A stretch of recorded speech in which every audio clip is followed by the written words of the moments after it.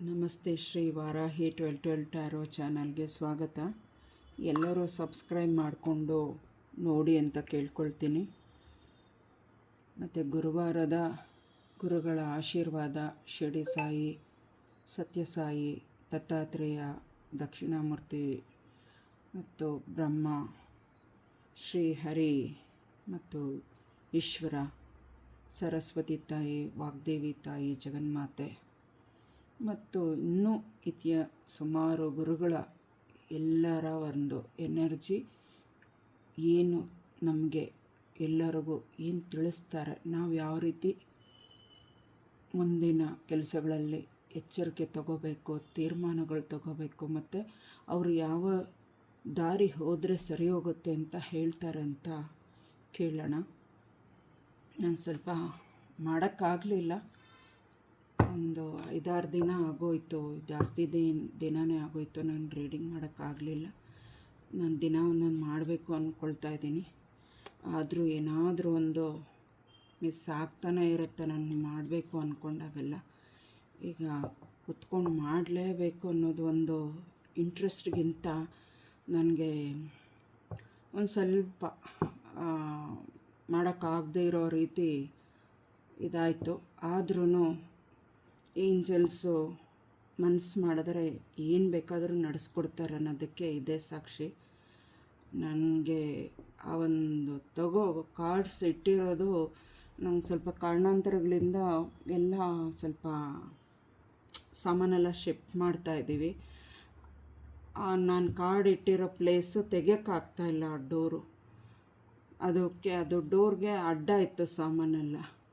ನನಗೆ ಹೇಗೆ ಇಷ್ಟೊಂದು ಭಾರಗಳು ಇರೋದು ಹೇಗೆ ತೆಗೆಯೋದು, ನಾನು ಇದನ್ನು ಪಕ್ಕಕ್ಕಿಟ್ಟು ನಾನು ತೆಗೆಯೋದು ಹೇಗೆ ಅಂದ್ಕೊಂಡ್ರೆ ಒಂಚೂರೇ ನಾನು ಜರುಗಿಸಿದ್ದು. ಆದರೆ ಚೂರು ಜರುಗಿಸಿ ಒಂದು ಡೋರು ಸ್ವಲ್ಪ ಓಪನ್ ಆಯಿತು. ಅಷ್ಟರಲ್ಲಿ ನಾನು ಇಷ್ಟು ಎಲ್ಲ ರೀಡಿಂಗಿಗೆ ಏನು ಬೇಕೋ ಎತ್ಕೊಳ್ಳೋಕ್ಕೆ ಏಂಜಲ್ಸು, ಗುರುಗಳು, ಬಾಬಾ ಎಲ್ಲ ದಾರಿ ಮಾಡಿಕೊಟ್ರು. ನಂಬಿಕೆ ಮುಖ್ಯ, ಮಾಡಲೇಬೇಕು ಅಂತ ಅನ್ನೋದಕ್ಕಿಂತ ಅವರು ಏನು ನಮಗೆ ಯಾವಾಗ ಏನು ಮಾಡಿಸ್ತಾರೆ ಅನ್ನೋದು ಅದು ತುಂಬ ಮುಖ್ಯ. ಇವತ್ತು ನಾನು ರೀಡಿಂಗ್ ಇವತ್ತು ಕೂಡ ಮಿಸ್ ಆಗ್ಬೋದು ಅಂದ್ಕೊಂಡಿದ್ದು, ಆದರೆ ಮಿಸ್ ಆಗಲ್ಲ. ಇವತ್ತು ಏನೇ ಆಗಲಿ ನೀನು ಮಾಡಲೇಬೇಕು ಅಂತ ನನ್ನ ಕೈಲಿ ಕೂರಿಸಿ ಇಷ್ಟೆಲ್ಲ ಒಂದು ಎತ್ಕೊಳ್ಳೋಕ್ಕಾಗಲ್ಲ ಅಂದ್ಕೊಂಡ್ರೆ ಆಗತ್ತೆ ಬಾ ಅಂತ ನನ್ನ ಮನಸ್ಸು ಕೊಟ್ಟು ಶಕ್ತಿ ಕೊಟ್ಟು. ಅಷ್ಟು ಟಯರ್ಡ್ ಇತ್ತು ನನಗೆ ಯಾಕೋ ಸ್ವಲ್ಪ ವೀಕ್ ಇತ್ತು ಇವತ್ತು, ಟಯರ್ಡ್ನೆಸ್ ಅಷ್ಟಿತ್ತು. ಆದರೂ ಇವತ್ತು ತೆಗೆದು ಮಾಡು ನೀನು ಅಂತ ದಾರಿ ತೋರಿಸ್ಕೊಟ್ರು. ನಾವು ಪ್ರಯತ್ನದ ಜೊತೆಗೆ ದೇವರ ಆಶೀರ್ವಾದವೂ ಇರುತ್ತೆ. ನಮ್ಮ ನಂಬಿಕೆ ಕೂಡ ಅಷ್ಟೇ ಮುಖ್ಯ ಅಂತ ಹೇಳ್ತೀವಿ. ಆ ನಂಬಿಕೆನೇ ನಮಗೆ ಧೈರ್ಯ, ಬಲ ಅಂತ ಹೇಳ್ತೀವಲ್ಲ, ಆ ರೀತಿ. ಓಕೆ, ಇವತ್ತು ಗುರುವಾರದ ರೀಡಿಂಗಲ್ಲಿ ಗುರುಗಳು ಏನು ತಿಳಿಸ್ತಾರೆ ಕೇಳೋಣ.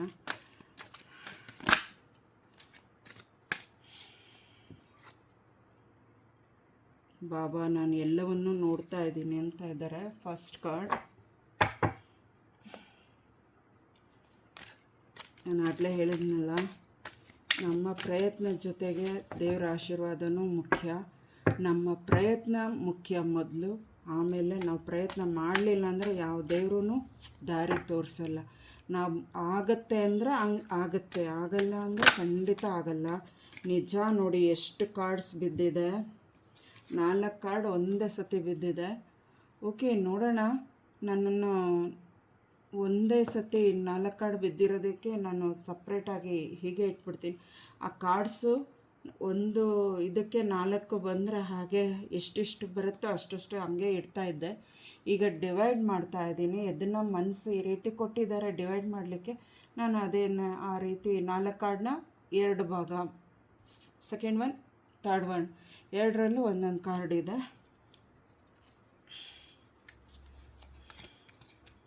ಫಸ್ಟ್ ಕಾರ್ಡಲ್ಲಿ 1 ಕಾರ್ಡ್ ಇದೆ. ತ್ರಯಂಬಕಮೇ ಜಾಮೇ ಸ್ವಲಿಂ ಪುಷ್ಟಿವರ್ಧನಂ 3 ವಾರಕ್ಕೊಮ್ಮೆ ವಂದನಾಂ ಮೃತ್ಯೋರ್ಮ ಕ್ಷಯೋರ್ಮಾಮೃತಂ.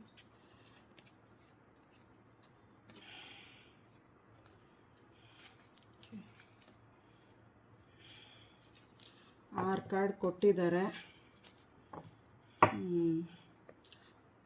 ಅಷ್ಟೇನಾ? ಮುಂದೆ ಏನಾದರೂ ಹೇಳ್ತಾರಾ ನೋಡೋಣ, ಕೊಡ್ತಾರಾ ಅಥವಾ ಮುಂದುವರಿಸು ನಾನು ಇಷ್ಟು ಕೊಟ್ಟಿದ್ದೀನಿ ಅಂತ ಹೇಳ್ತಾರಾ ನೋಡೋಣ. ಪರಮಂ ಪವಿತ್ರಂ ಭಾವಾರ್ಭೂತಿಂ ಪರಮಂ ವಿಚಿತ್ರಂ ಲೀಲಾಭೂತಿಂ ಪರಮಾರ್ಥ ಇಷ್ಟಾರ್ಥ ಮೋಕ್ಷ ಪ್ರದಾತಂ ಭಾವಾರ್ಭೂತಿಮಿದಂ ಆಶ್ರಯಾಮಿ. ಬೇಡ ಹಿಂಗಿದ್ದೆ ಹೆಂಗೆ ತಗೊಳ್ಳೋದು ನೋಡ್ರಿ, ಬೇಡವಾ ಅಂತ ಮನಸ್ಸು ನೋಡಿ, ಕಡೆಗೆ ಅದು ಬಂದೇ ಬಿಡ್ತು 2 ಕಾರ್ಡನ್ನು. ಓಕೆ, ನಾನು ಆ ಲಾಸ್ಟ್ 2 ಕಾರ್ಡನ್ನು ಹಾಗೆ ಇಟ್ಬಿಡ್ತೀನಿ, 2 ಇಡ್ತೀನಿ. ಒಟ್ಟಲ್ಲಿ ಲಾಸ್ಟ್ ಕಾರ್ಡಲ್ಲಿ 7ನೇ ಫೈಲಲ್ಲಿ 2 ಕಾರ್ಡ್ ಬಂದಿದೆ. ಓಕೆನಾ? ಫಸ್ಟ್ ಕಾರ್ಡಲ್ಲಿ 1 ಫೈಲ್ ಇದೆ, ಇದರಲ್ಲಿ 2, ಇದರಲ್ಲಿ 2, ಇದರಲ್ಲಿ ಮಾತ್ರ 2, ಮಿಕ್ಕಿದೆಲ್ಲ ಒಂದೊಂದಿದೆ. First card, second card, third, fourth, fifth, sixth, seventh. Okay, bottom of the ಕಾರ್ಡಲ್ಲಿ ಏನು ಕೊಟ್ಟಿದ್ದಾರೆ ಬಾಬಾ ಅಂದರೆ,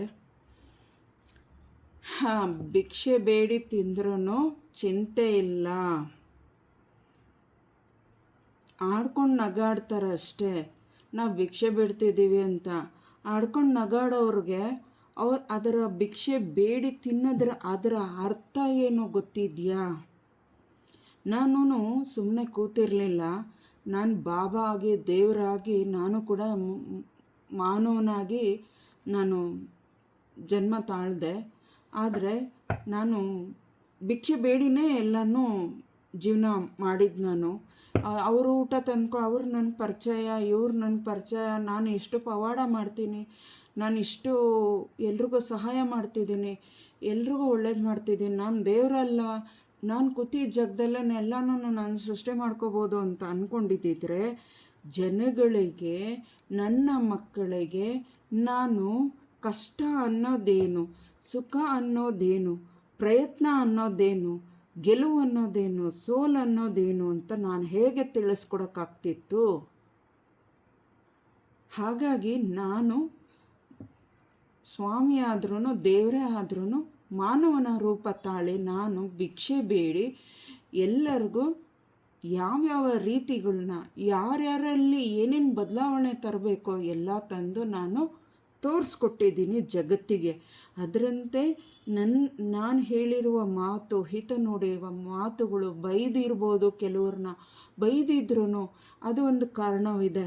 ಅವ್ರಿಗೆ ಬೈದೇ ಬುದ್ಧಿ ಹೇಳಬೇಕು ಅನ್ನೋದು ಅವ್ರ ಹಣೆಬರದಲ್ಲಿತ್ತು ಅಂದರೆ ಖಂಡಿತ ನಾನು ಅದನ್ನು ಬೈದೇ ಬುದ್ಧಿ ಕಲಿಸಿರ್ತೀನಿ. ಅದಕ್ಕೂ ಕೂಡ ಅವರ ಒಂದು ಹಠ, ಒಂದು ಅವರ ಮನಸ್ಸಿನ ಕಾರಣ ಆಗಿರುತ್ತೆ. ಹಾಗಾಗಿ ನಾನು ಬೈದು ಅವ್ರಿಗೆ ಬುದ್ಧಿ ಮಾತನ್ನು ಹೇಳಿ ನಾನು ಒಳ್ಳೆ ದಾರಿಗೆ ತರೋದಕ್ಕೆ ಬೈತೀನೇ ವಿನಃ ಬೇರೆ ಇನ್ಯಾವುದಕ್ಕೂ ಕಾರಣ ಅಲ್ಲ. ಅವ್ರ ಮೇಲೆ ಯಾವುದೇ ಥರ ಮಕ್ಕಳ ಮೇಲೆ ನಾನು ಕೋಪ ಪಡೋಂಥವನ್ನಲ್ಲ ಅಂತ ಬಾಬಾ ಹೇಳ್ತಾ ಇದ್ದಾರೆ. ಶ್ರೀ ಗಣಪತಿಯ ಆಶೀರ್ವಾದ ಕೂಡ ಇದೆ ಇಲ್ಲಿ. ಗಣಪತಿಯ ಆಶೀರ್ವಾದ ಇದೆ. ಅವರಿಗೆ ಮೋದಕ ಇಡಿ. ಈ ಸತಿ ಗಣಪತಿಯ ಹಬ್ಬಕ್ಕೆ ಮೋದಕ ಹಿಡಿ ಮತ್ತು ನೀವೇ ಯಾರ್ಯಾರಿಗೆ ಮನಸ್ಸಿಗೆ ಬರುತ್ತೆ ಪ್ರಯತ್ನ ಮಾಡಿ, ಅಥವಾ ಬರುತ್ತೆ ನಿಮಗೆ ಅಂದರೆ ಖಂಡಿತ ನೀವೇ ಸ್ವತಃ ಕೈಯಿಂದ ಮಾಡಿ ಬೂಂದಿ ಲಡ್ಡು, ಅವರಿಗೆ ಅದು ತುಂಬ ಇಷ್ಟ ಕೂಡ ಗಣಪತಿಗೆ, ಅದು ಕೂಡ ನೈವೇದ್ಯ ಮಾಡಿ, ಅದರಿಂದ ಒಳ್ಳೆಯದಾಗತ್ತೆ. ಇಲ್ಲಿ ಗಣಪನ ಎನರ್ಜಿ ಕೂಡ ಬಂದಿದ್ದರಿಂದ ನಾನು ಹೇಳ್ತಾ ಇದ್ದೀನಿ. ಭಿಕ್ಷೆ ಬೇಡಿ ಜೀವನ ಸಾಗಿಸಿದ್ದಾರೆ. ಅದೇ ರೀತಿ ನಾವು ಭಿಕ್ಷೆ ಬೇಡಿದ್ರು ಮಾನ ಮರ್ಯಾದಿನ, ನಮ್ಮ ಸ್ವಾಭಿಮಾನನ ಸೋಲೋದಕ್ಕೆ ಬಿಡಬಾರ್ದು. ಅದರಲ್ಲಿ ನಿಯತ್ತಿದ್ರೆ ಅಂತ, ಒಂದು ನಿಮಿಷ, ನಿಯತ್ತಿದ್ರೆ ಮಾತ್ರನೇ ಅಂತ ಬಾಬಾ ಅವರು ಹೇಳೋದು. ಆ ನಿಯತ್ತಿದ್ದರೆ ಸ್ವಾಭಿಮಾನಕ್ಕೆ ಧಕ್ಕೆ ಬರುತ್ತೆ ಅಂದರೆ ಅಂಥ ಒಂದು ಇದನ್ನು ಏನು ಇದು ಮಾಡ್ಕೊಳ್ಳಿಕ್ಕೆ ಹಿಂಜರಿಯೋದು ಬೇಡ ಅಂತ.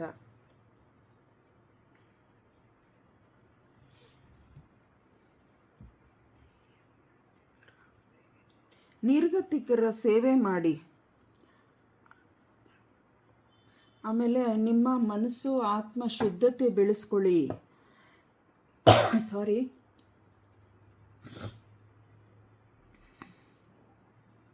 ಅದರಿಂದ ನೀವು ಆತ್ಮಶುದ್ಧತೆ ಬೆಳೆಸ್ಕೊಳ್ಳಿ.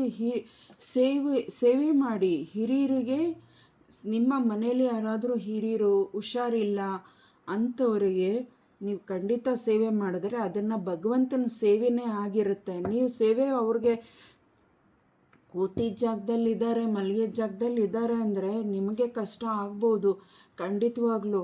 ಆದರೆ ನೀವು ಅದರಿಂದ ಮಾಡೋದ್ರಿಂದ ನಿಮ್ಗೆ ತುಂಬ ಒಳ್ಳೆಯದೇ ಆಗುತ್ತೆ ವಿನಃ ನಷ್ಟ ಏನಿಲ್ಲ. ನೀವು ಹಿರಿಯರು ಸೇವೆ ಮಾಡೋದ್ರಿಂದ ಅದರ ಹೆಚ್ಚು ಫಲ ನಿಮಗೆ ಮುಂದೊಂದಿನ ಖಂಡಿತ ಸಿಕ್ಕೇ ಸಿಗುತ್ತೆ. ಆದರೆ ಸಮಯ ಬರಬೇಕು. ಕಾಲ ಕಟ್ಟಿಟ್ಟ ಬುದ್ಧಿ. ನಿಮಗೆ ಒಳ್ಳೆಯದಾಗುತ್ತೆ ಅಂದರೆ ಖಂಡಿತ ಆಗುತ್ತೆ. ತಾಳ್ಮೆ ಬೇಕು ಅಂತ ಹೇಳ್ತಾ ಇದ್ದಾರೆ.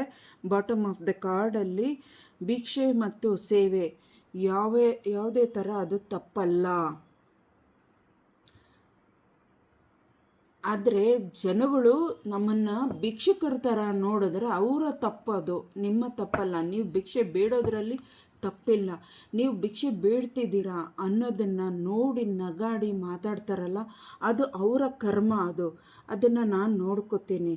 ಅವ್ರಿಗೂ ಒಂದು ಗತಿ ಅವತ್ತಿನ ದಿನ ಏನಾದರೂ ಅವ್ರ ಹಣೆ ಬಂದಿದ್ದರೆ ಅವತ್ತು ಅವ್ರಿಗೆ ಗೊತ್ತಾಗತ್ತೆ, ನಾನು ಒಬ್ಬರನ್ನ ನಗದೆ ಭಿಕ್ಷೆ ಬೇಡ್ತಾ ಇದ್ದೀನ, ಅದಕ್ಕೆ ನನಗೆ ಈ ಗತಿ ಬಂತು ಅಂತ ಮನಸ್ಸಿಗೆ ಬರುತ್ತೆ.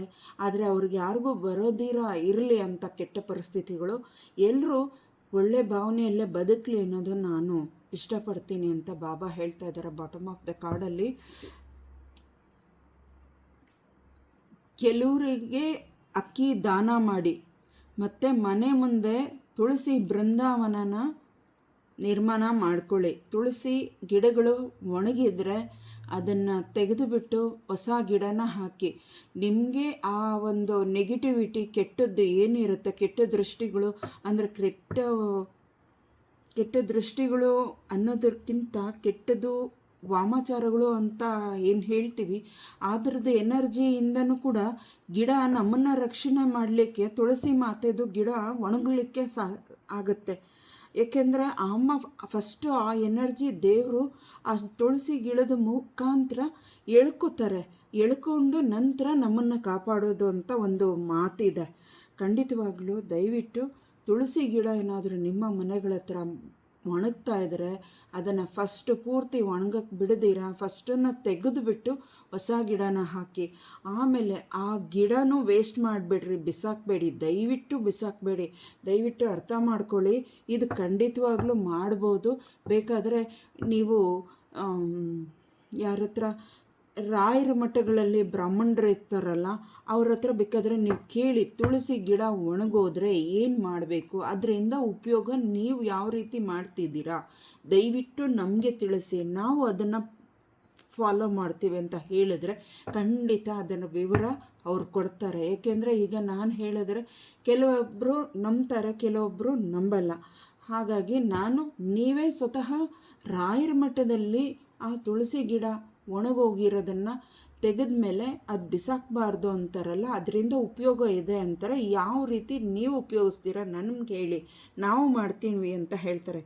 ನನಗೆ ಗೊತ್ತಿರೋ ಪ್ರಕಾರ, ನಾನು ಕೇಳಿರೋ ಪ್ರಕಾರ ಅದು ಪೂರ್ತಿ ತುಳಸಿ ಗಿಡ ಬೇರಿದೆಯಲ್ಲ, ಬೇರವರೆಗೂ ಅದು ಚೆನ್ನಾಗಿ ಒಣಗಿಬಿಡಬೇಕು. ಒಣಗಿದ್ದಾದಮೇಲೆ ಮುರಿಬೇಡಿ, ಇಲ್ಲ ಕತ್ತರಿಸಿ, ಇಲ್ಲ ಅಂದರೆ ನಿಮಗೆ ಕತ್ತರಿಸೋಕ್ಕಾಗಲಿಲ್ಲ ಅಂದರೆ ಮುರಿರಿ. ಆದರೆ ಉಗುರು ಕೂಡ ಹಸಿದಕ್ಕಾಗಲಿ ಒಣಗಿರೋಕ್ಕಾಗಲಿ ಉಗುರುಗಳು, ನಮ್ಮ ಬೆರಳಿನ ಉಗುರುಗಳು ಟಚ್ ಆಗಬಾರ್ದು. ಆ ರೀತಿ ತುಂಡು ಮಾಡಿಕೊಂಡು ನಾವು ಇವಾಗ ದೀಪ ಹಚ್ಚಿರ್ತೀವಿ, ಒಂದು ದೀಪ ಹಚ್ಚಿರ್ತೀವಿ. ಆ ದೀಪದಿಂದ ಇನ್ನೊಂದು ದೀಪ ಹಚ್ಚೋಕ್ಕೆ ನಾವು ಬೆಂಕಿ ಪಟ್ಟಣನ ಯೂಸ್ ಮಾಡ್ತೀವಲ್ವ, ಅದಕ್ಕೆ ಬದಲಾಗಿ ಈ ತುಳಸಿ ಕಡ್ಡಿನ ಒಂದು ದೀಪದಿಂದ ಇನ್ನೊಂದು ದೀಪನ ಅಂಟಿಸ್ಲಿಕ್ಕೆ ಉಪಯೋಗಿಸ್ತಾರೆ. ಮತ್ತು ಈಗ ಸಾಧಾರಣ ಎಲ್ಲ ಕಡೆನೂ ಅಗರಬತ್ತಿ ಊದ್ಕಡ್ಡಿಯಿಂದ ಅಂಟಿಸೋದಕ್ಕೆ ಹೇಳ್ತಾರೆ, ಅದು ಮಾಡ್ಬೋದು. ಆದರೆ ನಿಮ್ಮ ಮನೆಗಳಲ್ಲಿ ತುಳಸಿ ಗಿಡ ಒಣಗೋದ್ರೆ ಈ ರೀತಿ ಅದರಿಂದ ಉಪಯೋಗ ಮಾಡ್ಬೋದು. ಮತ್ತು ಅದರಿಂದ ತುಂಬ ಒಳ್ಳೆಯದು. ಇನ್ನೂ ಏನೇನೋ ವಿಷಯಗಳಿದೆ. ದಯವಿಟ್ಟು ನಿಮ್ಗೆ ಬೇಕಿರೋರು ಮಾತ್ರ ರಾಯರ ಮಠದಲ್ಲೇ ಅಂದರೆ ಅವರ ಆ ದೇವಸ್ಥಾನದಲ್ಲಿ ಮಠದಲ್ಲಿ ಬ್ರಾಹ್ಮಣರು ಯಾರು ಇರ್ತಾರೆ ಅವರನ್ನು ಕೇಳಿ ಅದರಿಂದ ಏನೇನು ಉಪಯೋಗಗಳಿದೆ ಅಂತ ಹೇಳ್ತಾರೆ. ಖಂಡಿತ ಅದರಿಂದ ತುಂಬ ಉಪಯೋಗ ಇದೆ. ನಾನು ಕೂಡ ಮಾಡಬೇಕು ಅಂದ್ಕೊಂಡಿದ್ದೀನಿ, ಮಾಡ್ಕೊಳ್ತೀನಿ. ಒಂದು ಕಾರ್ಡಲ್ಲಿ ಇಷ್ಟೊಂದು ಎನರ್ಜಿ ಕೊಟ್ಟರು ಅಂದರೆ ನನಗೆ ತುಂಬ ಇದಾಗ್ತಿದೆ. ಆಮೇಲೆ ಇಲ್ಲಿ ಯಾರು ಹೆಂಚಿನ ಮನೆಯಲ್ಲಿ ವಾಸವಾಗಿ ಇರ್ತೀರ, ಹಳೆ ಮನೆಗಳಲ್ಲಿ ವಾಸವಾಗಿ ಇರ್ತೀರ, ಅದರಿಂದ ಬದಲಾವಣೆ ಕೂಡ ಬರುತ್ತೆ. ನಿಮ್ಮ ಮನೆ ಸ್ವಲ್ಪ ಬೆಳಕು ಕಾಣಲಿಕ್ಕೆ ಇದೆ, ಕತ್ತಲೆ ಹೋಗಿ ಬೆಳಕು ಕಾಣಲಿಕ್ಕೆ ಇದೆ ಅಂತ ಬಾಬಾ ಹೇಳ್ತಾ ಇದ್ದಾರೆ Shirdi Sainath. Bottom of the card ವಿಷಯ ಅಷ್ಟಿತ್ತು. ಫಸ್ಟ್ ಕಾರ್ಡ್ ಯಾರು ಆಯ್ಕೆ ಮಾಡ್ಕೊಂಡಿದ್ದೀರಾ?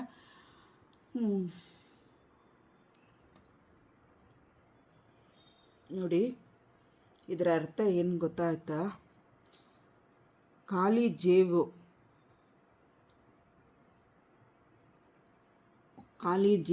ಖಾಲಿ ಮನಸ್ಸುಗಳು ತುಂಬು ಪ್ರಯತ್ನ ನಾನು ಮಾಡ್ತೀನಿ. ಅದೇ ಥರ ನೀವು ಕೂಡ ಇನ್ನೊಬ್ಬರಿಗೆ ಅವರ ಮನಸ್ಸಲ್ಲಿ ಇರುವ ಬೇಜಾರನ್ನು ಹೋಗಲಾಡಿಸಿ ಒಂದು ಮನಸ್ಸಿಗೆ ಸಮಾಧಾನ ಕೊಡುವಂಥ ರೀತಿಯಲ್ಲಿ ಪ್ರಯತ್ನ ಮಾಡಿ. ಮತ್ತು ಅವ್ರಿಗೇನಾದರೂ ನಿಮ್ಮ ಕಡೆಯಿಂದ ಸಹಾಯ ಬೇಕು ಅಂದರೆ ಖಂಡಿತವಾಗ್ಲೂ ಮಾಡಿ, ಅದರಿಂದ ನಿಮಗೆ ಒಳ್ಳೆಯದು ಅಂತ ಹೇಳ್ತಾ ಇದ್ದಾರೆ ಬಾಬಾ. ನಾನು ಕಾಲಕ್ರಮ ಎಲ್ಲವೂ ನಾನು ನೋಡ್ತಾ ಇದ್ದೀನಿ. ಯಾರಿಗೆ ಏನು ಕೊಡಬೇಕೋ ಖಂಡಿತ ಕೊಡ್ತಿದ್ದೀನಿ. ನಾನು ನಿಮ್ಮ ಹೃದಯದ ಪ್ರೀತಿಯನ್ನು ನಾನು ಯಾರಿಗಾದರೂ ಕೊಡಬೇಕು ಅಂದರೆ ಅದು ಕೂಡ ಕೊಡ್ತಾಯಿದ್ದೀನಿ. ನೀನು ಶ್ರದ್ಧಾ ಭಕ್ತಿಯಿಂದ ಧ್ಯಾನ ಜಪ ಮಾಡು, ನನ್ನ ನಾಮಸ್ಮರಣೆ ಮಾಡು ಅಂತ ಹೇಳ್ತಾ ಇದ್ದಾರೆ. ಅದರ ಜೊತೆಯಲ್ಲೇ ನಾನು ನಿನ್ನ ನೆರಳನ್ನಂತ ನಾನು ಸಾಕ್ತೀನಿ, ನಿನ್ನ ಜೊತೆಲೇ ಇರ್ತೀನಿ. ನಿನ್ನ ಕಣ್ಣಿಗೆ ಕಾಣಿಸ್ತೀನೋ ಇಲ್ವೋ, ಆದರೆ ನಿನ್ನ ಕೆಲಸ ಏನಿದೆಯೋ ಅದನ್ನು ನಾನು ನಡೆಸ್ಕೊಡ್ತೀನಿ ಮಗು. ನೀನು ಯಾರಿಗಾದರೂ ಸಾಧ್ಯ ಆದರೆ ನೀನು ಅವರೇ ಜೀವನದಲ್ಲಿ ಏನು ಬೇಕೋ ಅದನ್ನು ತುಂಬಿಸು. ಸಾಧ್ಯ ಆದರೆ ಅವರ ಜೀವನದಲ್ಲಿ ನೀನು ಪ್ರವೇಶ ಮಾಡಲಿಕ್ಕೆ ಅವಕಾಶ ಇತ್ತು ಅಂದರೆ ಖಂಡಿತವಾಗಿ ನೀನು ಅವರ ಜೀವನದಲ್ಲಿ ಪ್ರವೇಶ ಮಾಡಿ ನಿನ್ನ ಕರ್ತವ್ಯಗಳನ್ನ ಮಾಡು ಅಂತ ಹೇಳ್ತಾ ಇದ್ದಾರೆ. ಇನ್ನೊಂದು, ಅವರ ಜೀವನದಲ್ಲಿ ಪ್ರವೇಶ ಮಾಡಿ ಮುಂದುವರಿಸು ಅಂದರೆ, ಪ್ರವೇಶ ಅಂದರೆ ಅವರ ಜೀವನಕ್ಕೆ ನಾವು ಹೋಗೋದು. ಉದಾಹರಣೆ, ನಾವು ಒಂದು ಮದುವೆ ಇರ್ಬೋದು, ಅಥವಾ ಒಂದು ಎಂಗೇಜ್ಮೆಂಟ್ ಇರ್ಬೋದು, ಅಥವಾ ಒಂದು ಪ್ರೀತಿ ವಿಶ್ವಾಸ, ಗಂಡು ಹೆಣ್ಣನ್ನು ಪ್ರೀತಿ ವಿಶ್ವಾಸ ಇರ್ಬೋದು. ಈ ರೀತಿ ವಿಚಾರಕ್ಕೂ ಒಬ್ಬರ ಜೀವನದಲ್ಲಿ ಇನ್ನೊಬ್ಬರು ಅವರ ಜೀವನಕ್ಕೆ ಪ್ರವೇಶ ಮಾಡೋದು ಅನ್ನೋದು ಒಂದು ಅರ್ಥ. ಹಾಗಾಗಿ ಅವರ ಜೀವನಕ್ಕೆ ನೀನು ಪ್ರವೇಶ ಮಾಡೋದ್ರಿಂದ ಅದರಿಂದ ಇದು ಯಾರಿಗೆ ಒಂದು ಹೆಣ್ಣು ಮತ್ತು ಗಂಡು ಮತ್ತು ಸಿಂಗಲ್ ಪೇರೆಂಟ್ಸ್ ಯಾರಿದ್ದೀರಾ ಅವ್ರಿಗೂ ಇದು ಕನೆಕ್ಟ್ ಆಗ್ತಿದೆ.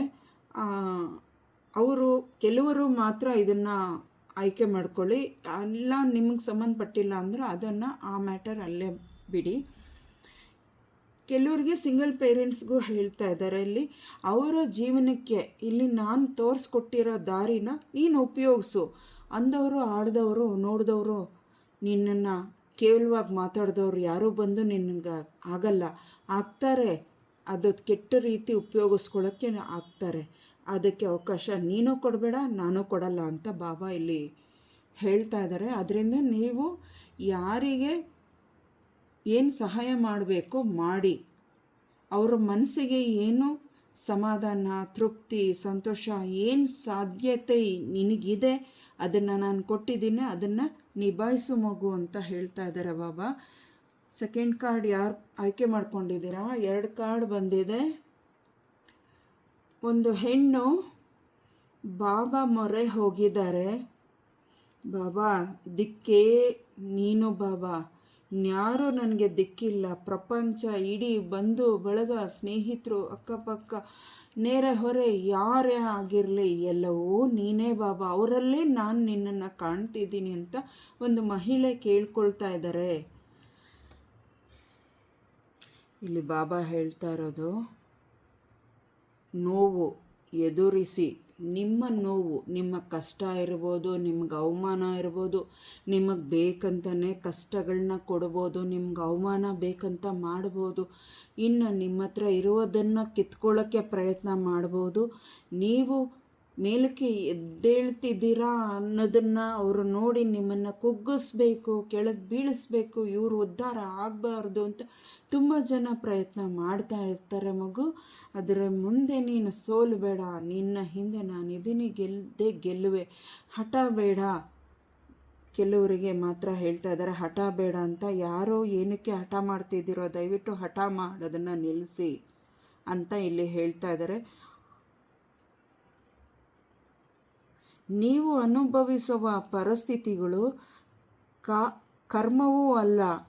ನೀವು ಆ ಒಂದು ಪರಿಸ್ಥಿತಿನ ನಾನು ಎದುರಿಸ್ಬೇಕು, ನಾನು ಕಷ್ಟಪಡ್ತಾ ಇದ್ದೀನಿ, ಇದನ್ನು ಹೇಗಾದರೂ ಈ ಪರಿಸ್ಥಿತಿಯಿಂದ ಹೊರಗೆ ಬರಬೇಕು ಅನ್ನೋದನ್ನು ನೀನು ಪ್ರಯತ್ನ ಮಾಡ್ತೀಯಲ್ಲ, ಆ ನೋವನ್ನು ನಾನು ದೂರ ತಳ್ಳಬೇಕು ಅಂತ ನೋಡ್ತೀಯಲ್ಲ, ಅದೇ ನಿನ್ನ ಗುರಿಗೆ ದಾರಿದೀಪ ಆಗತ್ತೆ, ನಿನ್ನ ಬಾಳಿಗೆ ದಾರಿದೀಪ ಆಗುತ್ತೆ.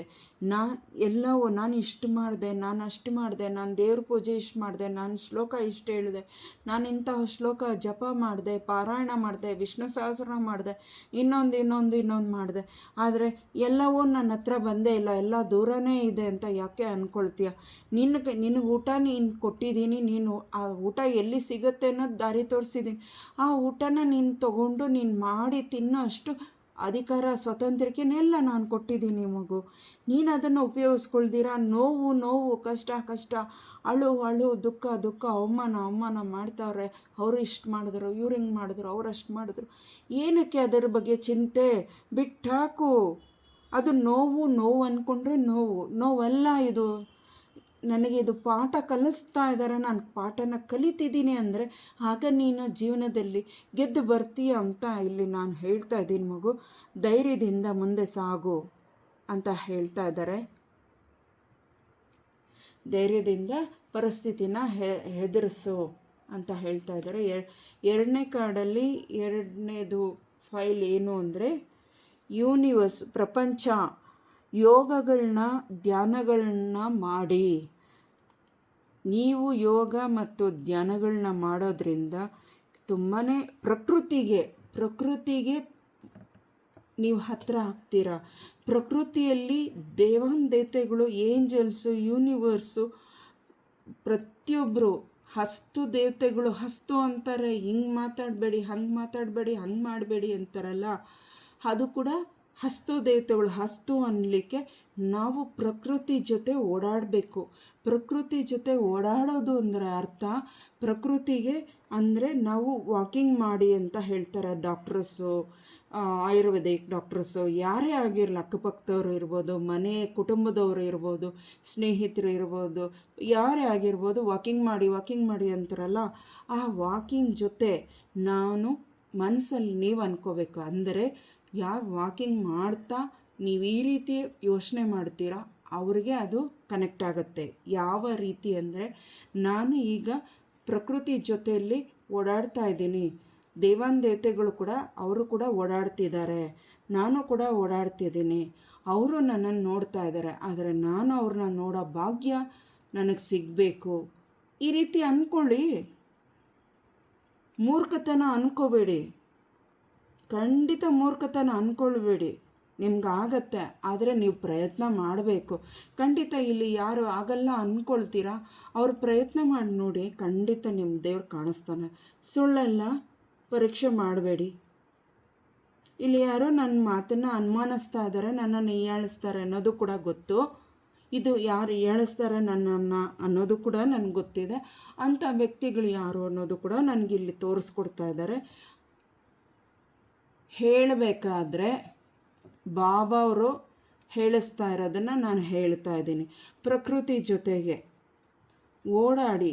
ನಾನು ಇಲ್ಲಿ ಏಂಜಲ್ಸ್ನ ನೋಡ್ತಾ ಇದ್ದೀನಿ. ಏಂಜಲ್ಸು ನನಗೇನೋ ಒಂದು ಒಳ್ಳೆ ವಿಷಯ ಕೊಡ್ಬೋದು, ನನಗೇನೋ ಒಂದು ಒಳ್ಳೆ ವಿಚಾರನ ತಿಳಿಸಿ ನನಗೆ ಶುಭ ಹಾರೈಸ್ಬೋದು.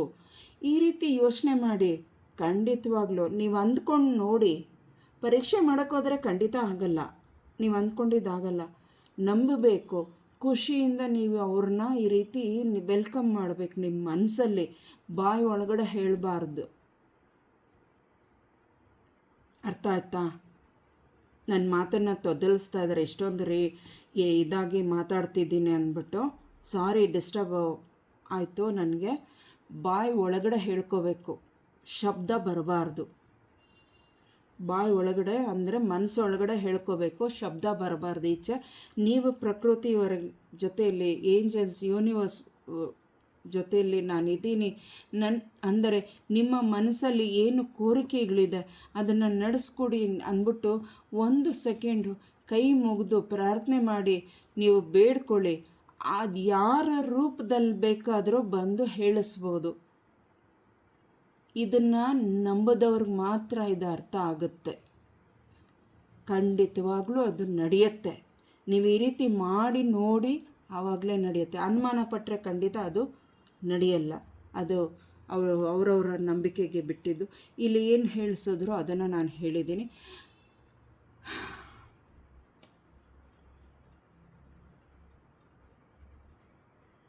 ನಿಮ್ಮಲ್ಲೇ ವಿಶ್ವವೇ ನೋಡ್ಬೋದು, ನೀವೇ ನೋಡ್ಬೋದು ಅಂತ ಇಲ್ಲಿ ಬಾಬಾ ಏನು ಹೇಳ್ತಾ ಇದ್ದಾರೆ.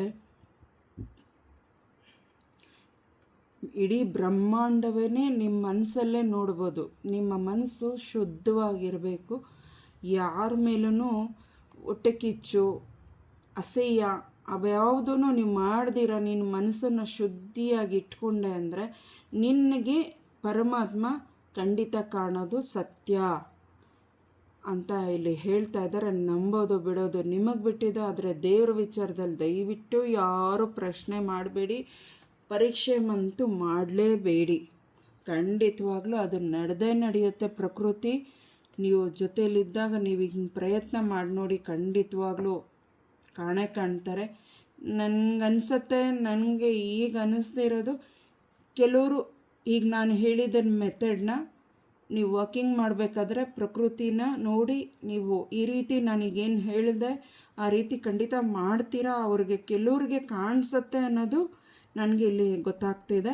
ಅದು ಯಾರಿಗೆ ಎಲ್ಲಿ ಯಾವಾಗ ಅನ್ನೋದು ಗೊತ್ತಿಲ್ಲ. ಒಂದು ವೇಳೆ ಈ ವಿಡಿಯೋದಲ್ಲಿ ಈ ಮೆಸೇಜು ಯಾರಿಗೆ ಕನೆಕ್ಟ್ ಆಗುತ್ತೆ, ಯಾರಿಗೆ ವಾಕಿಂಗ್ ಮಾಡಬೇಕಾದ್ರೆ ನೀವು ಈ ಮೆಸೇಜನ್ನು ತೊಗೊಂಡು ಪ್ರೇಯರ್ ಮಾಡಿದಾಗ ನಿಮಗೆ ದೇವ್ರು ಕಾಣಿಸ್ಕೊಳ್ತು ಅಂದರೆ, ಆ ಪುಣ್ಯಕ್ಕೆ ನೀವೇನಾದರೂ ಈ ವಿಡಿಯೋ ನೋಡಿದ್ರೆ ದಯವಿಟ್ಟು ಕಮೆಂಟಲ್ಲಿ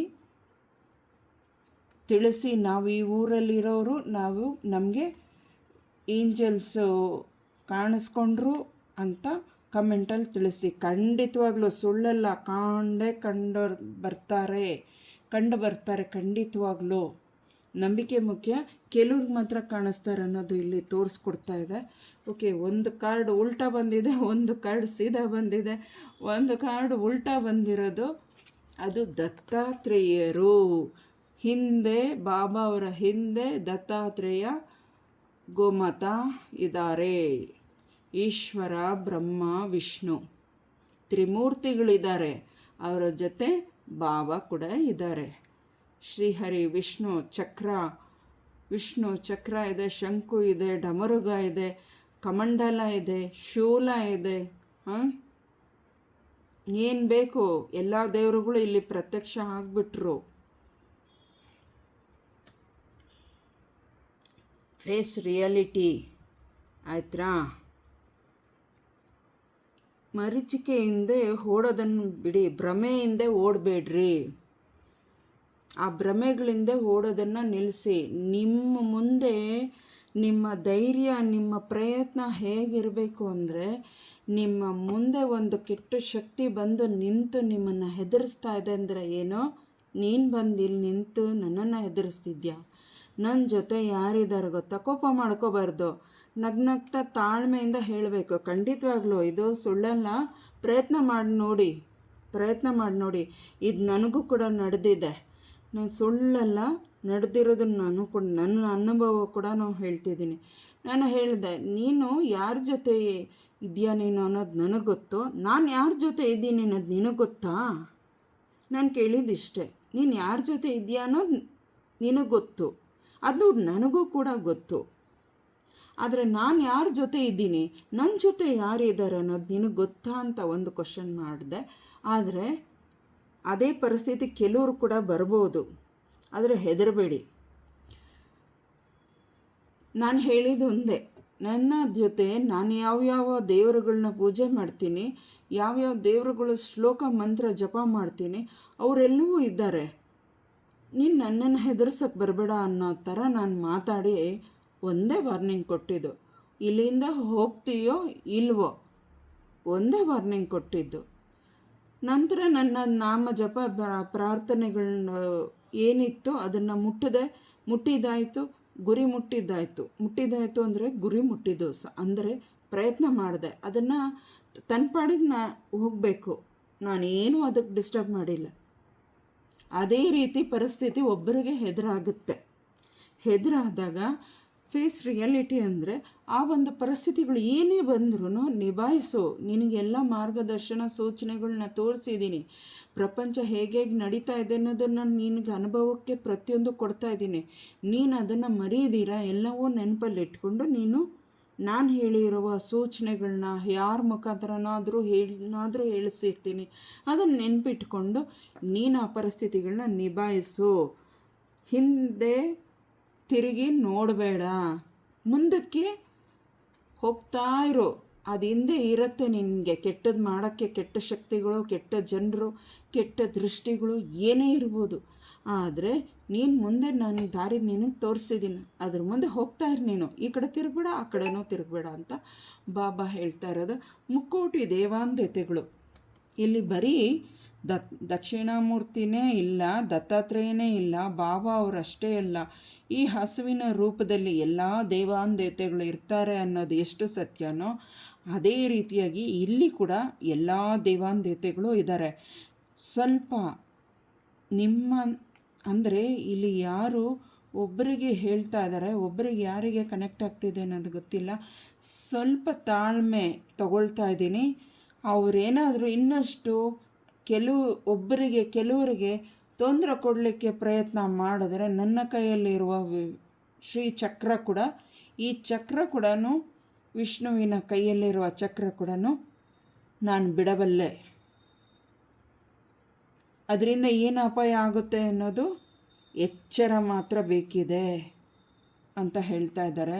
ಶಿವ ಕೂಡ ಅಷ್ಟೇ ಹೇಳ್ತಾ ಇರೋದು, ನನ್ನ ಕೈಯಲ್ಲಿ ತ್ರಿಶೂಲ ಇದೆ, ಜೋಪಾನ ಜೋಪಾನ ಜೋಪಾನ ಜೋಪಾನ ಆಗೋಯ್ತು. ಇನ್ನೇನು ನಾನು ನಿನಗೆ ಅವಕಾಶಗಳು ಕೊಟ್ಟಿದ್ದೆಲ್ಲ ಆಗೋಗಿದೆ, ಇನ್ನೇನು ಕೊಡೋದೇನಿಲ್ಲ. ಇನ್ನೇನಾದರೂ ನೀನು ಮಾಡಿದೆ ತಪ್ಪು, ನಾನು ಬರ್ತೀನಿ ಶೂಲ ತಗೊಂಡು ಅಂತ ಶಿವಪ್ಪನೂ ಹೇಳ್ತಾ ಇದ್ದಾರೆ. ಡಮರುಗ ಬಾರಿಸ್ತೀನಿ ರಾಕ್ಷಸರಿಗೆ ಅಂತ ಹೇಳ್ತಾ ಇದ್ದಾರೆ. ಆಮೇಲೆ ಕೆಲವರು ಸ್ವಲ್ಪ ನಿಮ್ಮ ಮೊಬೈಲಲ್ಲಾಗಲಿ ಅಥವಾ ನಿಮ್ಮ ಮ್ಯೂಸಿಕಲ್ ನಿಮ್ಮ ಮನೆಗಳಲ್ಲಿ ಏನಾದರೂ, ಈಗ ಅಷ್ಟು ಯಾರ ಮನೆಗಳಲ್ಲೂ ಇಲ್ಲ, ಕೆಲವರು ಮನೆಗಳಲ್ಲಿ ಏನಾದರೂ ಇದ್ದರೆ ಮ್ಯೂಸಿಕ್ಸು ದೇವರುಗಳದ್ದು ಹಾಡುಗಳು ಶ್ಲೋಕಗಳು ಅವೆಲ್ಲ ಏನಾದರೂ ನಿಮ್ಮ ಮನೆಗಳಲ್ಲಿ ಕ್ಯಾಸೆಟ್ ಹಾಕಿ ಕೇಳೋವಂಥ ರೇಡಿಯೋಗಳು ಅವ ಯಾವ ಥರ ಆದರೂ ಇತ್ತು ಅಂದರೆ ದಯವಿಟ್ಟು ಅದು ಬೆಳಗ್ಗೆ ಸಂಜೆ ದೇವ್ರದ್ದು ಹಾಕ್ತಾಯಿರಿ. ಈಗ ತುಂಬಾ ಯೂಟ್ಯೂಬಿಂದ ದೇವ್ರ ಶ್ಲೋಕಗಳು ತುಂಬ ಮ್ಯೂಸಿಕಲ್ ದೇವ್ರುಗಳದ್ದೆಲ್ಲ ಸುಮಾರು ಸಿಗುತ್ತೆ. ಓಂಕಾರನ ಹಾಕಿಬಿಡಿ, ಬ್ಲೂಟೂತ್ಗೆ ಕನೆಕ್ಟ್ ಮಾಡಿಬಿಟ್ಟು ಆ ಬ್ಲೂಟೂತ್ ಮುಖಾಂತರ ನಿಮ್ಮ ಯೂಟ್ಯೂಬಿಂದ ಕನೆಕ್ಟ್ ಮಾಡಿ ಅದು ಓಂ ಅನ್ನೋದನ್ನು ನಿಮ್ಮ ಮನೆಯಲ್ಲಿ ಶಬ್ದ ಎಲ್ಲ ಕಡೆ ಕೇಳಿಸೋ ಥರ ಸೌಂಡ್ ಕೊಡಿ. ಕಿಟಕಿಗಳನ್ನೆಲ್ಲ ಮುಚ್ಚಿಬಿಡಿ, ನಿಮ್ಮ ಮನೆಗೆ ಮಾತ್ರ ಶಬ್ದ ಕೇಳಿಸ್ಬೇಕು, ಯಾಕೆಂದರೆ ಬೇರೆಯವ್ರಿಗೆ ತೊಂದರೆ ಆಗಬಾರ್ದು.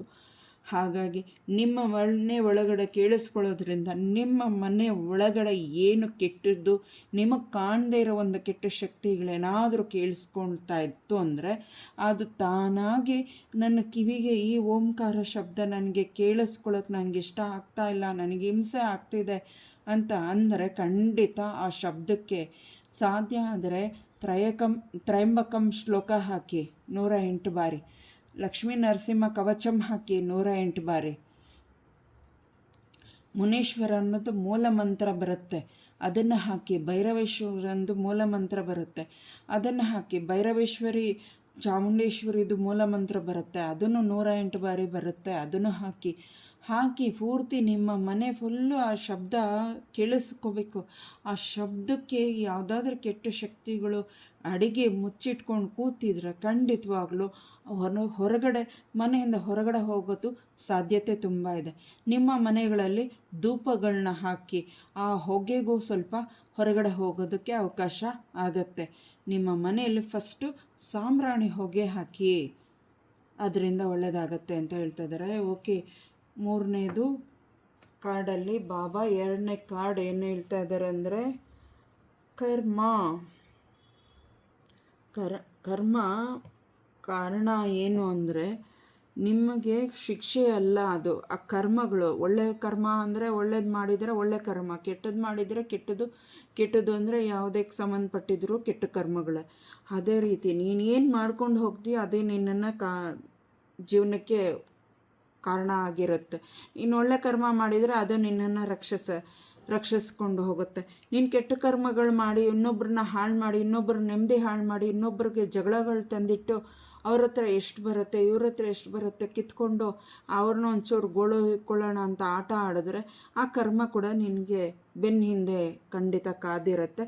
ಅದು ಶಿಕ್ಷೆ ಅಲ್ಲ. ಕೆಲವರಿಗೆ ಒಳ್ಳೆ ಕರ್ಮಗಳು ಮಾಡೋರಿಗೆ ಅದು ಖಂಡಿತ ಶಿಕ್ಷೆ ಅಲ್ಲ, ಅದು ನಿಮಗೆ ಒಂದು ಬುದ್ಧಿಪಾಠನೋ ಅಂತ ಕೂಡ ತಿಳ್ಕೊಬೋದು. ಇನ್ನೊಂದು ಕೆಲವರಿಗೆ ಕೆಟ್ಟ ಕರ್ಮ ಅಂತ ಹೇಳಲಿಕ್ಕೆ ಹೋದರೆ ಅವರು ಅದನ್ನು ಬಿಟ್ಟರೆ ಒಳ್ಳೆಯದು. ಇಲ್ಲ, ನಾನು ಕೆಟ್ಟ ಕರ್ಮ ಇದನ್ನೇ ಬೆಳೆಸ್ಕೊಂಡು ಹೋಗ್ತೀನಿ, ಜೀವನ ಇರೋವರೆಗೂ ನಾನು ಇದನ್ನೇ ಮಾಡ್ಕೊಂಡು ಹೋಗ್ತೀನಿ ಅಂದರೆ ಅವ್ರ ಹಣೆ ಬರ ಅವ್ರ ಹೊಣೆ. ಇದಕ್ಕೆ ನಾನು ಕೂಡ ಕ್ಷಮಿಸೋಕ್ಕೆ ಸಾಧ್ಯ ಇಲ್ಲ ಅಂತ ಬಾಬಾ ಅವರು ಹೇಳ್ತಾ ಇದ್ದಾರೆ. ನೀವು ಹೋದ ಜನ್ಮದಲ್ಲಿ ಏನು ಕರ್ಮಗಳು ಮಾಡಿರ್ತೀರೋ, ಒಳ್ಳೇದು ಮಾಡಿದರೆ ಈ ಜನ್ಮಕ್ಕೂ ಒಳ್ಳೆಯದಾಗತ್ತೆ. ಹೋದ ಜನ್ಮದಲ್ಲಿ ಕೆಟ್ಟದ್ದೇನಾದ್ರು ಮಾಡಿದರೆ ಈ ಜನ್ಮದಲ್ಲೂ ಕೆಟ್ಟದಾಗತ್ತೆ. ಈ ಜನ್ಮದಲ್ಲಿ ಏನು ಕೆಟ್ಟದ್ದು ಮಾಡಿರುತ್ತೆ ಮುಂದಿನ ಜನ್ಮಕ್ಕೂ ಅದೇ ಆಗಿರುತ್ತೆ. ಈ ಜನ್ಮದಲ್ಲಿ ಒಳ್ಳೇದೇನು ಮಾಡಿರ್ತೀವೋ ಅದೇ ಮುಂದಿನ ಜನ್ಮಕ್ಕೂ ಅದೇ ಕಾಪಾಡ್ಕೊಂಡು ಬರುತ್ತೆ ಅನ್ನೋದನ್ನು ಹೇಳ್ತಾ ಇದ್ದಾರೆ. ಓಕೆ, 3ನೇ ಕಾರ್ಡ್ ಆಯಿತು. 4ನೇ ಕಾರ್ಡ್, ಇಡೀ ಬ್ರಹ್ಮಾಂಡದಲ್ಲಿ ವಿಶ್ವದಲ್ಲಿ ಏಂಜಲ್ಸ್, ಯೂನಿವರ್ಸ್ ಎಲ್ಲರೂ ಆಶೀರ್ವಾದ ಮಾಡ್ತಾ ಇದ್ದಾರೆ.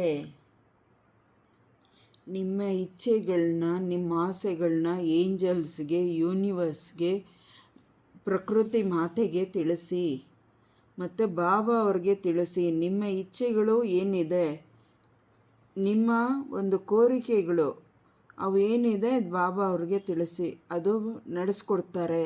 ಅದು ನೀವು ಕೇಳೋದಕ್ಕೆ ಅವ್ರು ಕಾಯ್ತಾ ಇದ್ದಾರೆ. ನೀವು ಕೇಳಿದ ಮೇಲೇ ಅದು ಕೊಡುವಂಥದ್ದು ಕೆಲವರಿಗೆ.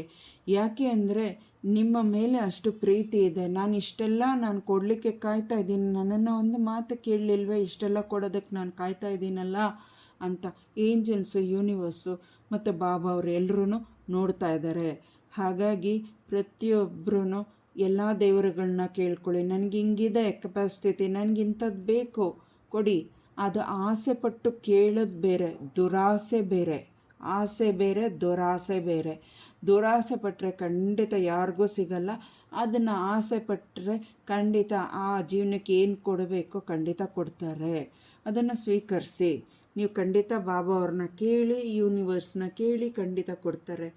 ಯಾರು 5th ಫೈಲ್ ಕಾರ್ಡ್ ಯಾರು ಆಯ್ಕೆ ಮಾಡ್ಕೊಂಡಿದ್ದೀರಾ? ಇಡೀ ಬ್ರಹ್ಮಾಂಡಕ್ಕೆ ಆಶೀರ್ವಾದ ನಾನು ಕೊಡ್ತಾ ಇದ್ದೀನಿ, ಬೆಳಕು ಕೊಡ್ತಾ ಇದ್ದೀನಿ. ಬಿಸಿಲು, ಮಳೆ, ಗಾಳಿ ಎಲ್ಲವೂ ಇದೆ. ಆದರೆ ಕೆಲವರು ದೂರ ಪ್ರಯಾಣ ಯಾರಾದರೂ ಹೋಗೋರಿದ್ರೆ ಸ್ವಲ್ಪ ತಡ ಮಾಡೋದ್ರಿಂದ ನಿಮ್ಮ ಜೀವನಕ್ಕೆ ಅಪಾಯ ತಪ್ಪತ್ತೆ. ನೀವು ಬುಕ್ ಮಾಡಿಬಿಟ್ಟಿದ್ದೀನಿ ಅಂದ್ಬಿಟ್ಟು ಪ್ರಯಾಣಗಳಿಗೆ ಹೋಗೋದು ನಿಲ್ಲಿಸಿ. ಅದರಿಂದ ಮಳೆ, ಭೂಕಂಪ, ಪ್ರಳಯಗಳು ಏನೇನು ನಡೀತಾ ಇದೆಯೋ ಅದಕ್ಕೆಲ್ಲ ಮಧ್ಯದಲ್ಲಿ ನೀವು ಹೋಗಿ ಅಲ್ಲಿ ತಗ್ಲಾಕೋಬೇಡಿ ಅಂತ ಇಲ್ಲಿ ಸೂಚನೆ ಇದೆ. ಇಲ್ಲಿ ಆಕಾಶದಿಂದ ಇಲ್ಲೊಬ್ಬರು ನೋಡ್ತಾ ಇದ್ದಾರೆ, ಬಾಬಾ ಕೂಡ ಅಲ್ಲಿಂದ ಬ್ಲೆಸ್ಸಿಂಗ್ ಮಾಡ್ತಾ ಇದ್ದಾರೆ. ಎಲ್ಲವೂ ಸರಿ ಹೋಗುತ್ತೆ. ಇಡೀ ಬ್ರಹ್ಮಾಂಡನೇ ಶಾಲೆ ಥರ ನೀವು ಕಲಿಬೇಕು. ಮೇಲಕ್ಕೆ ಎದ್ದೊಳ್ಬೇಕು. ಏಕೆಂದರೆ ಎದ್ದೊಳೋದಕ್ಕೆ ನಾನು ಶಕ್ತಿ ಕೊಡ್ತಾ ಇದ್ದೀನಿ, ಜ್ಞಾನ ಕೊಡ್ತಾ ಇದ್ದೀನಿ, ಎಲ್ಲವೂ ಕೊಡ್ತಾ ಇದ್ದೀನಿ. ನೀನೇ ಎದ್ದೊಳ್ಬೇಕು. ನಾನು ಬಂದು ಎಬ್ಬರಿಸಿ ನಿಲ್ಲಿಸೋ ಅಷ್ಟು ಸೋಂಬೇರಿತನ ಬೇಡ ಅಂತ ಹೇಳ್ತಾ ಇದ್ದಾರೆ. ನಿನಗೆ ಎಲ್ಲ ಕೊಟ್ಟಿದ್ದೀನಿ. ಇಡೀ ಬ್ರಹ್ಮಾಂಡದಲ್ಲಿ ಪ್ರಪಂಚದಲ್ಲಿ ಏನೇನು ಕೊಡಬೇಕೋ, ಏನೇನು ಸ್ವತಂತ್ರಕ್ಕೆ ಕೊಡಬೇಕೋ ಎಲ್ಲವೂ ಕೊಟ್ಟಿದ್ದೀನಿ ನನ್ನ ಮಗು. ನೀನು ಪ್ರಯತ್ನ ಮಾಡಬೇಕಷ್ಟೇ. ಜೀವನ ಒಂದು ಪಾಠಶಾಲೆ ಇದ್ದಂಗೆ. ಏನೇನು ಬರುತ್ತೋ ಅದೆಲ್ಲವೂ ಅನುಭವಿಸ್ಲೇಬೇಕು. ನೀನು ಪೂರ್ತಿ ಒಳ್ಳೆಯದು ಅನುಭವಿಸ್ಬೇಕಾ, ಅದು ಪೂರ್ತಿ ಒಳ್ಳೆಯದೇ ಅನುಭವಿಸ್ತೀಯ ಜೀವನ ಪೂರ್ತಿ.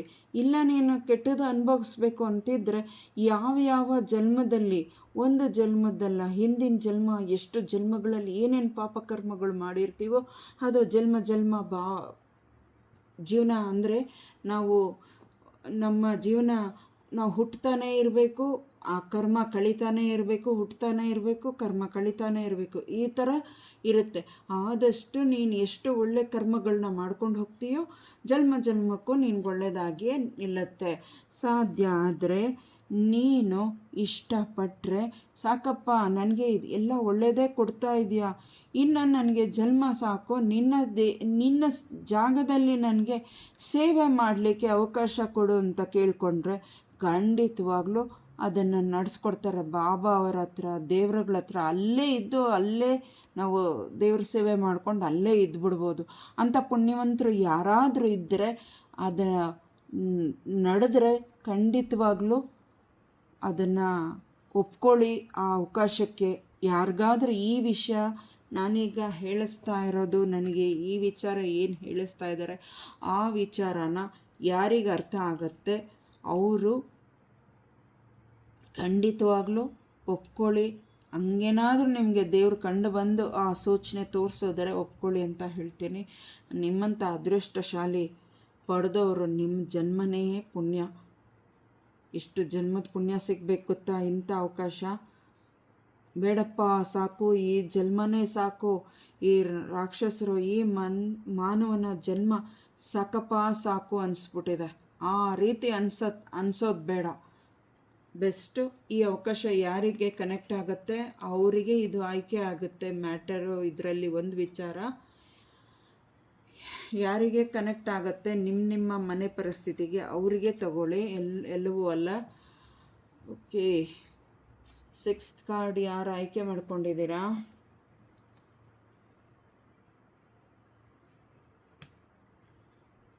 ಓಕೆ, ಮೌನವಾಗಿರಿ, ಸೈಲೆಂಟ್.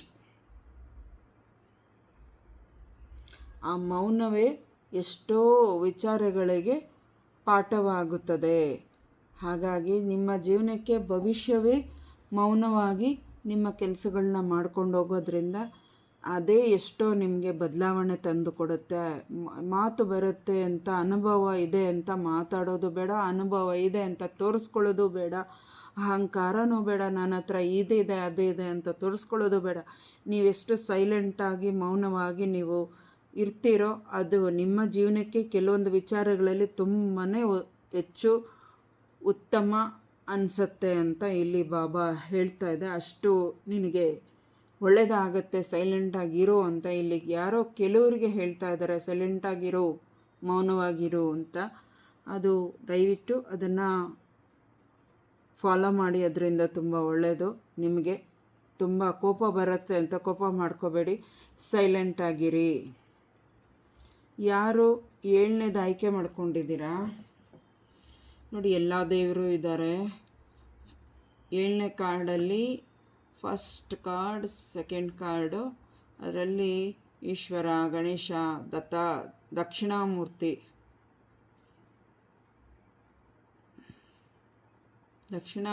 ದತ್ತಾತ್ರೇಯ ಇದ್ದಾರೆ, ಶಿಡಿ ಸ್ವಾಮಿ ಇದ್ದಾರೆ, ಕೃಷ್ಣ, ಬೆಣ್ಣೆ ಕೃಷ್ಣ ಇದ್ದಾರೆ, ಹನುಮಂತ ಇದ್ದಾರೆ. All is well. ಎಲ್ಲ ದೇವಾಂದೇವತೆಗಳು ಎಲ್ಲರೂ ಒಂದೇ. ನೀವು ಅದರಲ್ಲಿ ನಿಮ್ಮನ್ನು ಯಾವ ದೇವರಾದರೂ ಸರಿ ನಿಮ್ಮನ್ನು ಎಲ್ಲ ಕಡೆನೂ ರಕ್ಷಿಸ್ತಾ ಬರ್ತಾ ಇದ್ದಾರೆ, ನಿಮಗೆ ರಕ್ಷಣೆ ಕೊಡ್ತಾ ಇದ್ದಾರೆ. ನೀವು ಅದಕ್ಕೆ ಇನ್ನಷ್ಟು ಪ್ರಯತ್ನ, ಧ್ಯಾನ, ಜಪ ಹೆಚ್ಚು ಮಾಡಿ. ಸಾಧ್ಯ ಆದವರು ದಾನ ಧರ್ಮಗಳನ್ನ ಮಾಡಿ, ಅನ್ನದಾನ ಮಾಡಿ, ವಸ್ತ್ರದಾನ ಮಾಡಿ, ಅದರಿಂದ ತುಂಬ ಒಳ್ಳೆಯದು. ಕೆಲವರು ಬೆಣ್ಣೆ ಅಲಂಕಾರ ಮಾಡಿಸ್ಬೇಕು ಅಂತ ಯಾರಾದರೂ ಅಂದ್ಕೊಂಡಿದ್ರೆ, ಯಾವ ದೇವ್ರಿಗಾದರೂ ಸರಿ ಬೆಣ್ಣೆ ಅಲಂಕಾರ ಮಾಡಬೇಕು ಅಂದ್ಕೊಂಡಿದ್ರೆ ಖಂಡಿತ ಮಾಡಿ, ಅದರಿಂದ ತುಂಬ ಒಳ್ಳೆಯದು ಆಗುತ್ತೆ. ಮತ್ತು ಶಿರ್ಡಿ ಸಾಯಿ ಬಾಬಾ ಅವರ ಜಪ ಯಾರಾದರೂ ಮಾಡಬೇಕು ಅಂದ್ಕೊಂಡಿರೋರು ಮಾಡಿ. ಮತ್ತು ಸತ್ಸಂಗ ಅಂದರೆ ಒಂದು ಸಂಘದಲ್ಲಿ ಹಾಡುಗಳನ್ನ ಹಾಡೋರು ಇರ್ತಾರಲ್ಲ, ಶಿರ್ಡಿ ಸಾಯಿ ಅವರ ಹಾಡುಗಳನ್ನ ಹಾಡಬೇಕು ಅಂತ ಯಾರಾದರೂ ಪ್ರಯತ್ನ ಮಾಡ್ತಿದ್ರೆ ಖಂಡಿತ ಪ್ರಯತ್ನ ಮಾಡಿ. ಅದರಿಂದ ನೀವು ನಿಮ್ಮ ಹಾಡು ನಿಮ್ಮ ಧ್ವನಿ ಮುಖಾಂತರ ಕೆಲವ್ರಿಗೆ ಕೇಳಿಸಿದ್ಮೇಲೆ ಅವ್ರ ಮನಸ್ಸಿಗೆ ಒಳ್ಳೆ ಹಾಡು ಹೇಳಿದ್ರಪ್ಪ, ಅವ್ರಿಗೆ ಇನ್ನಷ್ಟು ಒಳ್ಳೆ ಹಾಡುಗಳನ್ನ ಕಲೀಲಿ ಅನ್ನೋದು ಅವ್ರ ಮನಸ್ಸಲ್ಲಿ ಬಂದಾಗ ಅದು ನಿಮ್ಗೆ ಆಶೀರ್ವಾದ ಆಗಿ ಸಿಗುತ್ತೆ. ಅದನ್ನು ಪಡ್ಕೋಬೇಕಂದ್ರೆ ನೀವು ಶಿರ್ಡಿ ಬಾಬಾ ಅವರ ಹಾಡನ್ನು ಹಾಡಬೇಕು ಅಂದ್ಕೊಂಡಿರೋದನ್ನು ಖಂಡಿತ ಅದನ್ನು ಯಾವುದೇ ಥರ ಯಾರೇನು ಅನ್ಕೋತಾರೆ ಅನ್ನೋದನ್ನು ಮುಜುಗರ ಬಿಟ್ಟು ನಾನು ದೇವರಿಗೆ ಹಾಡ್ತಾ ಇರೋದು, ನನ್ನ ತಂದೆಗೆ ಹಾಡ್ತಾ ಇದ್ದೀನಿ ಹಾಡು, ನನ್ನ ದೇವರಿಗೆ ನಾನು ಹಾಡನ್ನು ಹೇಳ್ತಾ ಇರೋದು ಅಂತ ಮನಸ್ಸಲ್ಲಿ ಆ ಭಾವನೆಯಿಂದ ನೀವು ಹಾಡು ಹೇಳಿದಾಗ ಅದು ಸ್ವಾಮಿ ಶಿರ್ಡಿ ನಾಥನಿಗೂ ಮನಸ್ಸಿಗೆ ಮುಟ್ಟುತ್ತೆ. ಮತ್ತು ಕೇಳಿಸ್ಕೊಂಡವ್ರಿಗೆ ಕೆಲವರು ಒಳ್ಳೆ ಹಾಡು ಹೇಳಿದ್ರು ಅಂತ ಮತ್ತೆ ಅದನ್ನು ಹೇಳಿಸ್ತಾ ಇದ್ದಾರೆ. 2ನೇ ಬಾರಿ ಯಾರೋ ಪುಣ್ಯಾತ್ಮರು ಇದ್ದೀರಾ ಅದನ್ನು ಹೇಳ್ತಾರೆ, ಅದನ್ನು ಮಾಡಿ ಅಂತ ಹೇಳ್ತಾ ಇದ್ದಾರೆ. ನಿಮ್ಗೆ ಮತ್ತೊಮ್ಮೆ ಬ್ಲೆಸ್ಸಿಂಗ್ ಸಿಗುತ್ತೆ. ಯಾರು ಇಲ್ಲಿ ಸರ್ಪ ಕಾಣ್ತಿದೆ, ನಾಗರಿಗೆ ಯಾರು ಹಾಲು ಹಾಕಬೇಕು ಅಂದ್ಕೊಂಡಿದ್ದೀರಾ, ಯಾರಿಗೆ ಈಗ ನಾಗರ ಪಂಚಮಿಗೆ ಮಾಡೋಕ್ಕಾಗಲಿಲ್ಲ ಪೂಜೆ, ಅವರು ಮುಂದಿನ ದಿನಗಳಲ್ಲಿ ಹಬ್ಬಗಳು ಬರುತ್ತೆ.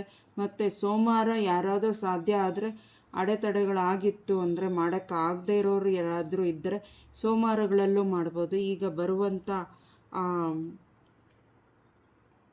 ಗಣಪತಿ ಹಬ್ಬದ ದಿನ ಕೂಡ ಮಾಡ್ಬೋದು. ಅದರಿಂದ ನಿಮ್ಮ ಒಂದು ಬಾಕಿ ನಿಲ್ಲಿಸಿರುವಂಥ ನಾಗರ ಒಂದು ಪೂಜೆದು ಕೂಡ ಮಾಡಿ ಮುಗಿಸ್ಕೊಳ್ಳಿ. ಅದರಿಂದನೂ ನಿಮಗೊಂದು ತೃಪ್ತಿ ಮತ್ತು ಆ ನಾಗರ ದೇವರದ ಒಂದು ಆಶೀರ್ವಾದ ಕೂಡ ಸಿಗುತ್ತೆ.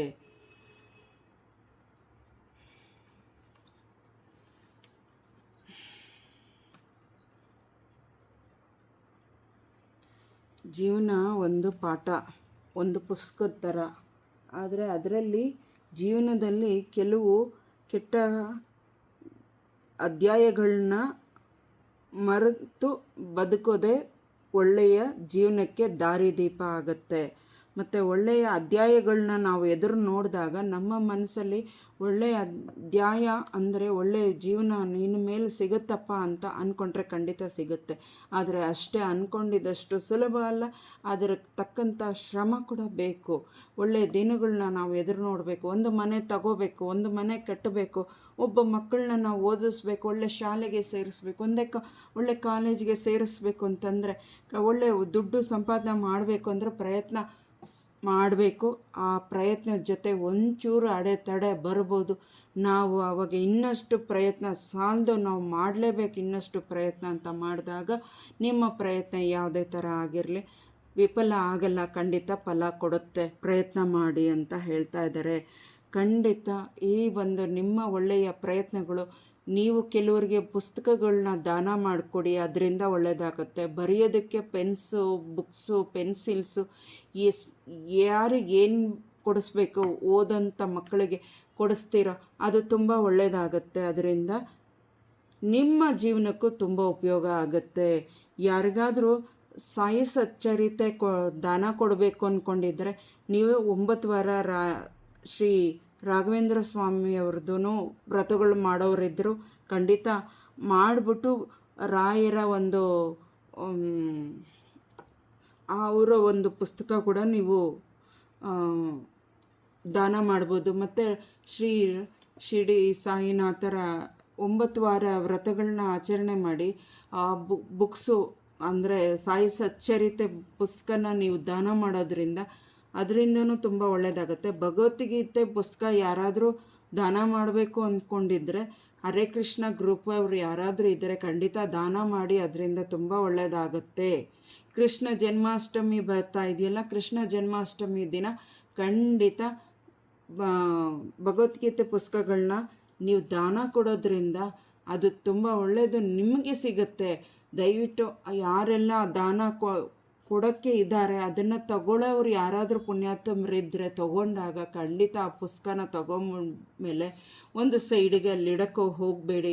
ಯಾರೇನು ಪುಸ್ತಕ ನಿಮಗೆ ದಾನ ಕೊಡ್ತಾರೋ ದಯವಿಟ್ಟು ಅದನ್ನು ಬೇಡ ಅಂದಿರ ತಗೊಂಡು ಓದೋದ್ರಿಂದ ನಿಮ್ಮ ಜೀವನಕ್ಕೆ ಆ ಒಂದು ರೀತಿ ಕೂಡ ನಿಮಗೆ ಒಳ್ಳೆಯದು ಆಗೋದಕ್ಕೆ ಸಾಧ್ಯತೆ ಹೆಚ್ಚು ಇದೆ.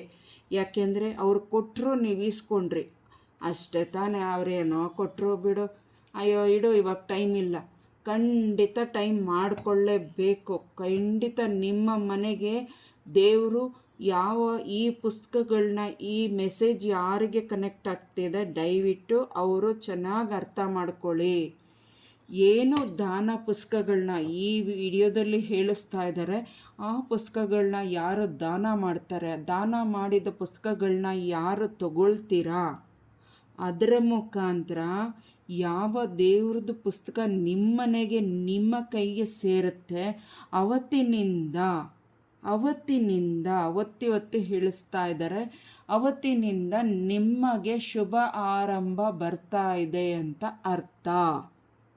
ನಿಮಗೆ ಒಳ್ಳೆಯ ದಿನಗಳು, ಆ ಒಂದು ಕೆಟ್ಟ ಯೋಚನೆಗಳು, ಕೆಟ್ಟ ಪರಿಸ್ಥಿತಿಗಳು, ಕೆಟ್ಟ ದುಃಖಗಳು ಅವೆಲ್ಲ ತೊಲಗಿ ಹೋಯಿತು ಅನ್ನೋ ಪರಿಸ್ಥಿತಿಗೆ ನೀವು ಅಂದ್ಕೊಳ್ಳುವ ದಿನಗಳು ನಿಮ್ಮ ಕೈಗೆ ಯಾವಾಗ ಆ ದೇವ್ರ ಪುಸ್ತಕಗಳು ನಿಮಗೆ ದಾನ ರೂಪದಾಗಿ ನಿಮ್ಮ ಕೈಗೆ ಸೇರುತ್ತಲ್ಲ, ಆಗ ಬಂದು ನಿಮಗೆ ಸೇರಿದ ಮೇಲೆ ನಿಮಗೆ ಆ ಅದೃಷ್ಟದ ಬಾಗಿಲು ತೆರೆದಂತೆ ಅರ್ಥ. ದಯವಿಟ್ಟು ನಿರ್ಲಕ್ಷ್ಯ ಮಾಡಬೇಡಿ. ಯಾರೇ ಆಗಲಿ, ಎಷ್ಟೇ ನಿಮಗೆ ಪುರ್ಸತ್ತಿಲ್ಲ ಅಂದ್ರೂ ಇದು ಪುಸ್ತಕಗಳು ಯಾವ ರೀತಿ ಯಾರು ದಾನ ಕೊಡ್ತಾರೆ ಅದನ್ನು ತಗೊಂಡ ಮೇಲೆ ಒಂದು ಪಕ್ಕಕ್ಕೆ ಹಿಡಿದಿರ ದಯವಿಟ್ಟು ಅದನ್ನು ತಗೊಂಡಿದ್ದ ತಕ್ಷಣ ನಿಮ್ಮ ಮನೆಯಲ್ಲಿ ಇಟ್ಟುಬಿಟ್ಟು ಅದಕ್ಕೆ ಅರಿಶಿನ ಕುಂಕುಮ ಹೂವು ಒಂಚೂರು ಸಮರ್ಪಣೆ ಮಾಡಿ ಪೂಜೆ ಮಾಡಿಬಿಟ್ಟು ಧೂಪ ದೀಪ ತೋರಿಸ್ಬಿಟ್ಟು ನೀವು ಆ ಪುಸ್ತಕನ ಒಂದೇ ದಿನ ಕೂತ್ಕೊಂಡು ಓದಲಿಕ್ಕಾಗಲ್ಲ. ಅದು ಎಷ್ಟು ಪೇಜ್ ಓದ್ತೀರಾ ಅಲ್ಲೊಂದು ಸ್ವಲ್ಪ ಗುರ್ತಿಡಿ, ಯಾವ ಪೇಜ್ವರೆಗೂ ನೀವು ಓದಿದ್ದೀರಾ ಅಲ್ಲವರೆಗೂ ಗುರ್ತಿಟ್ಬಿಟ್ಟು ಮಾರ್ಕೆಲ್ಲ ಏನೂ ಮಾಡೋಕ್ಕೋಗ್ಬಿಡ್ರಿ.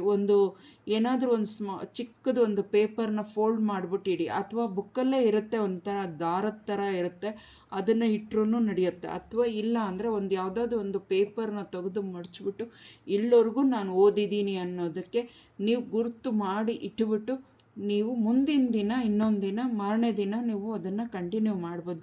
ಪ್ರತಿದಿನ ಒಂದು ಸ್ವಲ್ಪ ಓದ್ತಾ ಬಂದರೆ ನಿಮಗೆ ಅಲ್ಲಿಂದ ನಿಮಗೆ ಶುಭ ಪ್ರಾರಂಭ ಆಯಿತು ಅಂತ ಇಲ್ಲಿ ಹೇಳ್ತಾ ಇದ್ದಾರೆ. ಶ್ರೀ ಮಂಜುನಾಥ ಸ್ವಾಮಿ ಗುರುಗಳು, ಅವರು ಕೂಡ ಗುರುಗಳೇ ಅಲ್ವಾ? ಏನು ಹೇಳ್ತಾರೆ ಲಾಸ್ಟಲ್ಲಿ ಕೇಳೋಣ. 1-2 ಕಾರ್ಡಲ್ಲಿ ಏನು ಹೇಳ್ತೀರಾ? 1-2 ಕಾರ್ಡಲ್ಲಿ ಏನು ಹೇಳ್ತೀರಾ?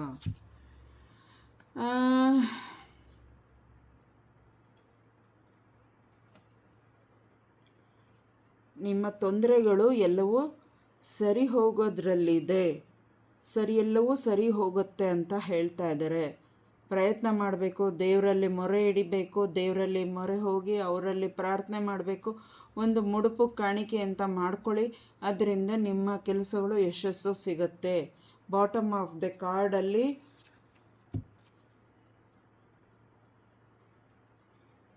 ನೀವು ಪ್ರಯತ್ನ ಮಾಡಿಕೊಂಡು ಹೋಗಬೇಕು. ಮಳೆ ಗಾಳಿ ಬಿಸಿಲು ಏನೇ ಬರಲಿ ಹೋಗ್ತಾ ಇರಬೇಕು. ಸಾಧ್ಯ ಆದರೆ ಯಾರಾದರೂ ರಕ್ಷಣೆ ಒಂದು ಮಾಡ್ಕೊಳ್ಳಿ, ಕೈಗೆ ಮತ್ತು ಕಾಲಿಗೆ ರಕ್ಷಣೆ ಒಂದು ಹಾಕ್ಕೊಳ್ಳಿ. ಕಪ್ಪು ದಾರಾನ ನೀವೇ ಕಟ್ಕೊಳ್ಳೋದಲ್ಲ, ಯಾವುದಾದ್ರೂ ಗುಡಿಗೋ ದೇವಸ್ಥಾನಗಳಲ್ಲಿ ಕಟ್ತಾರಲ್ಲ, ಆ ಒಂದು ಪುಣ್ಯಕ್ಷೇತ್ರಗಳಲ್ಲಿ ಕೈಗೆ ಕತ್ತಿಗೆ ಕಾಲಿಗೆ ರಕ್ಷೆ ಒಂದು ಕಟ್ಕೊಳ್ಳಿ.